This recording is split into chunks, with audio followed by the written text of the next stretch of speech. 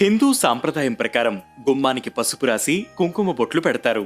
ఇలా చేయడం వెనక పలు కారణాలు ఉన్నాయి. పురాణ గాథల్లో చెప్పిన వివరాల ప్రకారం గడపను గౌరీదేవిగా, మహాలక్ష్మిగా భావిస్తారు.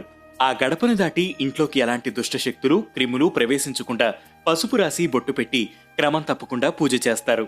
ఇంట్లో ఉన్న అన్ని గుమ్మాలకు పసుపు రాయకున్న సింహద్వార గడపకు మాత్రం ఖచ్చితంగా పసుపు, కుంకుమ రాసి పూజిస్తే లక్ష్మీదేవి అనుగ్రహం కలుగుతుందని నమ్మకం.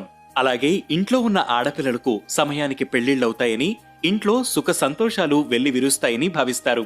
జ్యోతిష్య శాస్త్రం ప్రకారం పసుపు గురుగ్రహాన్ని, అదృష్టం, సౌభాగ్యాన్ని సూచిస్తే కుంకుమ రంగు శుక్రగ్రహం, సుఖ సంపదలకు ప్రతీక.